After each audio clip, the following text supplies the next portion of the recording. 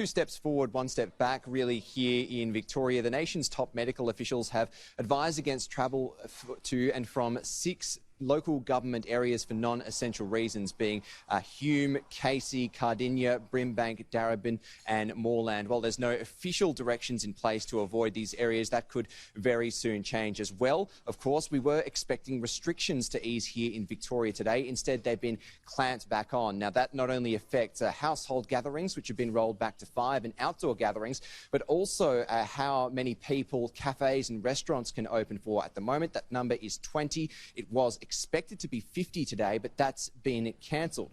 I'm here at Abacus restaurant in South Yarra with the venue manager, Patrick.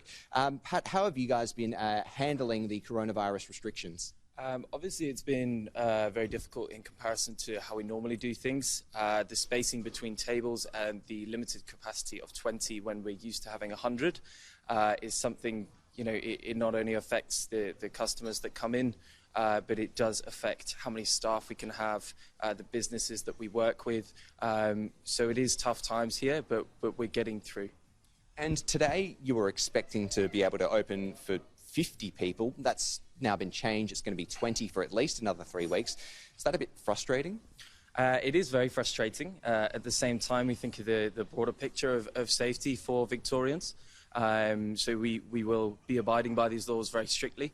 However, you know, we've just got to bite the bullet and hope that we get some good news over the next couple of weeks. This is obviously a pretty big area. You can fit a lot more than 20 people here. Were you one of those restaurants that was going to open for 50? We were, yes. So the tables were actually planning on changing this afternoon. Again, very frustrating because it is a large space here. We could comfortably fit 50 within the 1 per 4 square metres, but you know, we'll just abide by the laws for now and just wait and see if there's any more good news that comes up. And what's that meant for staff? Obviously, some of my staff I've had to reduce hours severely, which obviously affects their livelihood. So, you know, it's just for my core team, just making sure that I can look after them and that they can afford to eat and pay their rent at the end of the day. Well, hopefully the virus gets under control here in Victoria and you can reopen again for those 50 or even 100 people sometime soon. Thank you so much, Pat.